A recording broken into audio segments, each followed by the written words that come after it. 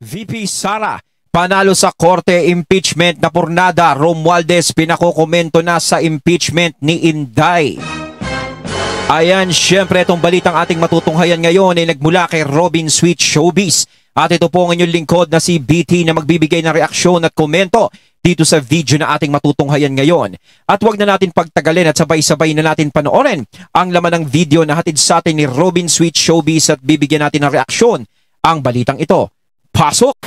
Inatasan ng Korte Suprema ang mababang kapulungan at Senado na magbigay ng komento sa loob ng 10 araw kaugnay ng petisyon ni Vice President Sara Duterte na humihiling na ibasura ang kasong impeachment laban sa kanya. Ayon kay Attorney Camille Ting, tagapagsalita ng Korte Suprema, layunin ng kautosang ito na makuha ang posisyon ng dalawang kapulungan ng Kongreso hinggil sa mga isyong inilatag sa petisyon. Matatandaang naghain ng petisyon ang Vice President Sara noong February 18, 2025 na kumukestyon sa legalidad ng impeachment complaint na inaprobahan ng mababang kapulungan noong February 5, 2025. Sa kanyang petisyon, iginiit ni Vice President Sara na nagkaroon ng grave abuse of discretion ang Kamara sa pagproseso ng impeachment at hiniling niya sa Korte Suprema na pigilan ang nakatagdang pagliliti sa Senado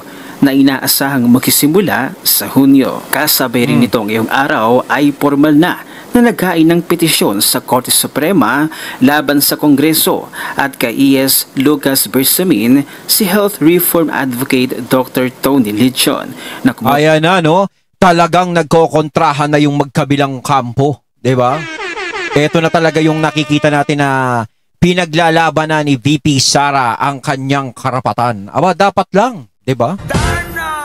Hindi na dapat siya manahimik sa mga ganito. Kailangan ipaglaban niya ng sarili niya kasi habang pinagbibigyan niya yan, mga taong yan na masyadong umaabuso na sa kanyang katahimikan, no? Nawiwili sila eh. Diba? Kung ano-ano yung ginagawa nila, kung ano-ano yung inaano nila kay VP Sara.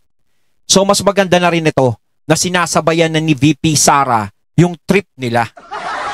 Diba? Ganun lang yan. Kasi pag hindi mo sinabayan yung trip niyan, pagtitripan ka lang ng pagtitripan ng mga yan. Ngayon, pinakukomento, diba, sa impeachment ni VP Sara. Diba? Binibigyan sila ng pagkakataon. O, dapat magsalita sila kung bakit nila gustong impeach si VP Sara. Diba? Bakit ayaw na lang nila sabihin, kaya namin gustong i-impeach si Sara Duterte kasi ayaw naming maging presidente yan. Baka pag nanalo yan, finish kami. Ganun lang kasimple dapat yung isagot nyo eh. Kasi sa lahat ng mga ginagawa nyo, lahat ng inaakusan nyo kay VP Sara, ang suma total lang talaga niyan, no? Ang suma total at ang dahilan lang naman yan, natatakot kayo sa kanya na tumakbo siya sa 2028. Halimbawa, ma-impeach nyo si VP Sara. Aba, may mga kapatid pa yan. Diba? May mga kapatid pa yan.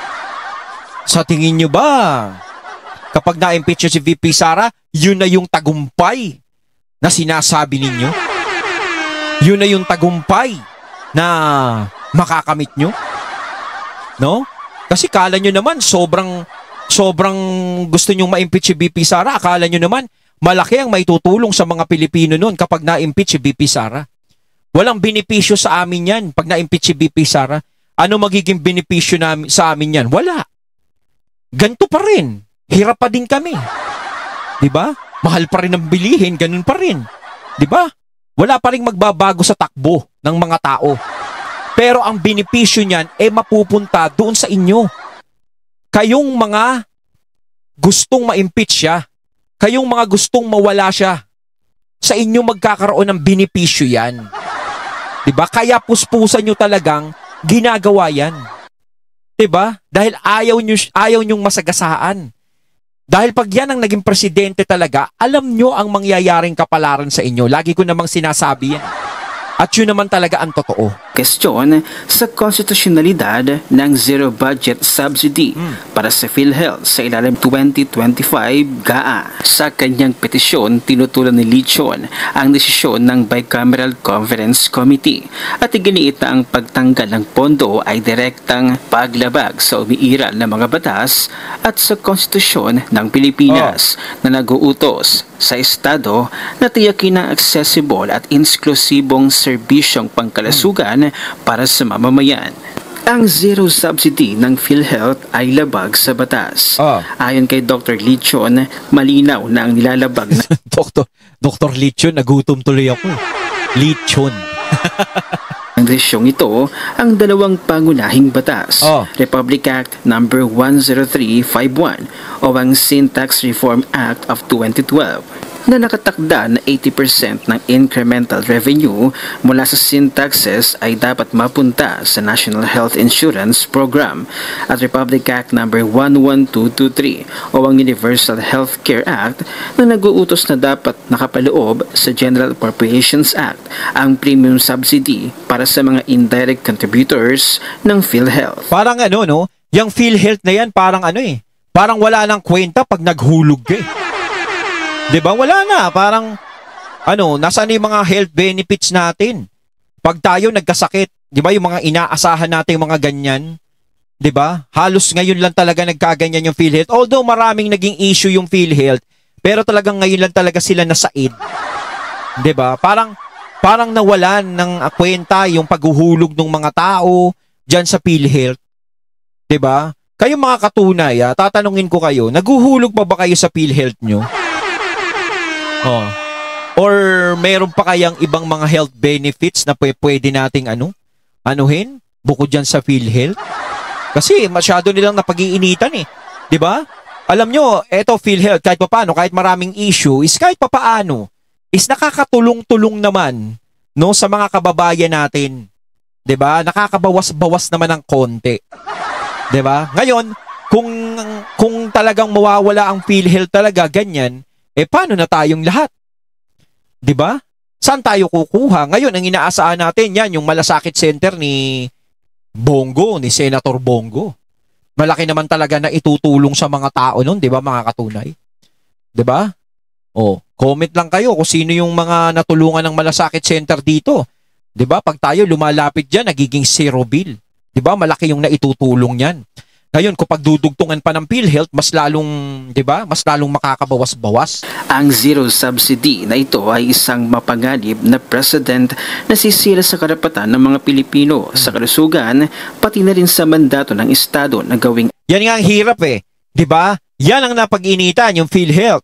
Kung ano yung mga benepisyo na maaaring pakinabangan ng tao, yun yung nawawala. Yun yung napapag-initan. 'Di ba? Ngayon, kumukuha kayo ng mga ganyan, yung mga pondo dyan, nililipat nyo sa iba. Bakit yung para sa kalusugan ng mga tao, 'di ba, sa benepisyo ng mga tao, yung kinukuha ninyo? 'Di ba hindi niyo dapat pinapakailaman yan? 'Di ba dapat mas lalo yung iniipon, mas lalo yung pinapalaki? Ngayon, kung nagkakaroon man ng issue ang PhilHealth, bakit hindi nyo tanggalin kung sino yung namumuno dyan? 'Di ba? Palitan nyo. Ganun lang naman yan eh. Hindi yung wala nang kwenta yung PhilHealth, tanggalin na natin ang pondo yun, ganito, ganyan. Kahit pa paano, syempre, marami pa rin umaasa dyan. 'Di ba? Madami nating kababayan, maghuhulog pa ba yung mga kababayan natin dyan? Kung walang umaasa na dyan? 'Di ba? Tapos ganyan lang mababalitaan. Accessible at inklusibo ang serbisyong pangkalusugan alinsunod sa mismong saligang batas ng Pilipinas. Sobrang pondo o bangkarote? Iginigiit ng Kongreso na may 600 billion na reserve funds ang PhilHealth, kaya hindi na raw kailangang bigyan ng subsidy mula sa 2025 GAA. May 600 billion ba? Sa oral arguments noong February 4, 2025. Tinutulan ito ng Supreme Court Associate Justice Amy Lazaro Javier na nagbunyag ng mga natuklasan ng Commission on Audit. Ang COA Annual Audit Report ay nagpapakita ng bangkarote na ang PhilHealth. Ay, nako. Ilang ulit nang binigyan din ito ng COA. Ang COA talaga hindi nagsisinungaling yan eh. Yan yung ayaw paniwalaan ng kamera. Ng mga quad ko. Sinasabi nila si VP Sara wala namang ginawa, ganito, ganyan, maayos naman yung pagkakaano niya. Ayaw pa rin nilang paniwalaan.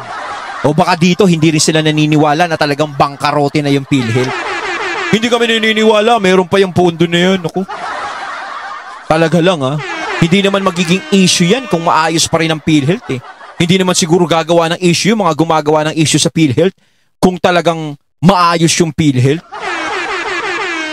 Sa kanilang mga sulat sa PhilHealth, ang kanilang reserve fund ay masyadong maliit kumpara sa kinakailangang actuarial estimates. Sa kabila nito, nanindigan si Senate President Francis Escudero na ang 600 bilyong pondo ng PhilHealth ay ebidensya na hindi nito ginagampanan ng maayos ang tungkulin nitong magbigay ng benepisyo sa mga miyembro. So ang ibig sabihin yan, yung 600 billion na yan, na pondo ng PhilHealth, no? Naipon lang ng ganyan. So hindi ibinibigay sa mga tao talaga yung pangangailangan talaga. Syempre, diyan tayo kukuha eh. Kung sakasakaling ma-hospital ka, panggastos mo sa mga medikasyon mo. 'Di ba? Diyan mo kukunin sa PhilHealth, lalong-lalo na yung mga dinadialysis. Kailangan talaga ng PhilHealth niyan. Oh, tapos parang sinasabi dito na ang PhilHealth parang hindi naglalabas kung bakit naipon ng ganyan kalaki. Dapat yan nababawasan, parang gano'n. Sinasabi nila sobra-sobra. Ang defending na ito ay dapat magsilbing wake-up call para sa PhilHealth upang gawin nila ang kanilang trabaho. Sino ang pinaparusahan? Ayon kay Dr. Lechon, maaaring ang hakbang na ito ay isang parusang politikal sa dating PhilHealth President at CEO na si Emmanuel R. Ledesma Jr. Kung may problema yung PhilHealth, baka doon ang problema. Diba? Pero kung tatanggalan ng ang PhilHealth, mali yun kasi maraming ang umaasa dyan. Dapat talaga is, punteryahin nyo yung mga tao na nasasangkot dyan. Kung bakit nagkakaganyan, nagkakaleche-leche yung PhilHealth. Diba? Nalitan ni Dr. Edwin Mercado Jr. nitong February 4, 2025. Ngunit iginiit niyang hindi ito tamang paraan para panagutin ang PhilHealth. Nais nilang parusahan ng mga opisyal ng PhilHealth. Pero sa huli, ang mga Pilipinong umaasa sa PhilHealth ang nagdurusa. Gusto nilang bigyan ng leksyon ng PhilHealth. Pero anong kapalit? Ang kalusugan ng milyong-milyong Pilipino. Hindi ito tamang pamamahala. Isa itong pagtataksil sa tiwala ng publiko. Ano ang epekto ng zero subsidy? Noong 2024, naglaan ng gobyerno ng 61.5 bilyon para sa PhilHealth na nakapaloob sa sumusunod 40.2 bilyon para sa health insurance premiums ng indigent members, senior citizens, PWs at 4Ps beneficiaries. 21.1 bilyon para sa benefit package improvement sa ilalim ng Universal Healthcare Law, 61 milyon para sa health insurance premiums ng mga benepisyaryo ng Pamana Program. Dahil sa zero subsidy ngayong 2025, nangangahulugan ito ng milyong-milyong Pilipino, lalo na ang may hirap ang mawawalan ng health insurance coverage. Maaapektuhan talaga yung mga Pilipino niyan sa zero subsidy na yan. 'Di ba? Mantakin mo, no? PhilHealth talaga yung pinunteriya. So, pag nawala yung PhilHealth, paano? Saan kami aasa? 'Di ba? Saan pa? Meron nga ako nakikita yung yung mga gustong magpamiyembro sa PhilHealth, ganito, ganyan, meron pa ring mga nag-aalok. Parang syempre nakakadalawang isip ng, sali pa ba sa PhilHealth o maghuhulog pa ba? Kaya ako nag-iisip ako kung maghuhulog ulit ako sa PhilHealth. Diba kung ganyan lang yung nababalitaan natin? Pero pag ako minabalitaan na ibang mga healthcare program, doon na lang ako doon na lang ako maghuhulog. Diba? Kayo mga katunay, pabigyan nga ako ng idea kung meron pang mga healthcare na mga pwedeng maasahan bukod dyan sa PhilHealth. Kasi ang PhilHealth masyado na nilang nadadali, di ba? Kasi, kilala yung PhilHealth di ba? Kilala kasi yung PhilHealth, no? Talagang ginagamit talaga yan dati pa. No? Pero sana naman, hindi naman dapat nila sinisiro yan. Kasi talagang maraming mamamayan, yung mga kababayan natin, lalo na yung mga mahihirap na umaasa dyan, yung maaapektuhan talaga. Hindi naman lahat ng tao mayayaman na kapag nagkasakit, pumasok ng ospital, ura-urada, di ba? Merong pambayad. Kung ang bill nila is umabot ng 200,000 piso, hindi naman lahat ng tao merong 200,000 piso para ibayad sa ospital. Diba? Kaya kahit papaano kailangan talaga yung PhilHealth. BBM ang lagda sa pagwasak ng healthcare system. Ipinakita ni Dr. Leachon ang malinaw na pagpagkakaiba ng mga naging desisyon ng mga nakaraang administrasyon sa usaping pangkalusugan. 2012, pinirmahan ni dating Pangulong Noynoy Aquino ang Syntax Law upang pondohan ng universal healthcare. 2019, pinirmahan ni dating Pangulong Rodrigo Duterte ang Universal Healthcare Act upang tiyakin ang insurance coverage ng may hirap. 2025, pinirmahan ni Pangulong Bongbong Marcos ang defunding ng PhilHealth. Ang dating mga presidente ay pumirma sa mga batas para protektahan ng universal healthcare, pero si Pangulong BBM pumirma sa pag-defund nito. Sa huli, nagbigay ng babala si Dr. Leachon sa malawakang epekto ng desisyong ito. Parang hindi nyo naman tinitignan yung kapakanan ng mga Pilipino kapag ganun yung ginawa nyo. Diba, imbis na protektahan nyo yan, ganyan, nako. Talagang dito natin nakikita parang wala kayong pakialam dun sa mga taong nasa laylayan, no? Sana nararamdaman nyo, iba talaga kapag kapag yung mga sosyalista lang yung nakikita nyo, ang hirap pag nakatingin lang kayo sa mga taong mayayaman. Diba? Yung mga mayaman na, nagpapayaman pa. Diba? Kaya parang sa panahon ngayon, kahit ganong sikap mo, hindi ka yayaman. Yayabang ka lang pero hindi ka yayaman. Nakakakita na ako ng mga inang yakap-yakap ang kanilang mga anak na may lagnat sa sahig ng mga ospital dahil walang kwarto. Mga magsasakang naglalakad ng ilang kilometro para lang sa dialysis. Ito talaga yung kulang sa atin. Kailangan magkaroon talaga tayo ng leader na merong yung may puso sa mga tao. Yung marunong umunawa kung ano yung nararamdaman ng mga tao, kung ano yung kalagayan ng mga tao, lalo na ng mga taong nasa baba.